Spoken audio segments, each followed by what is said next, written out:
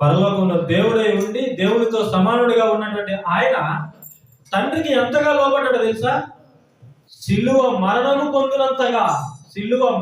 పొందినంతగా చనిపోవడానికి ఒప్పుకున్నాడు యేసుక్రీస్తు.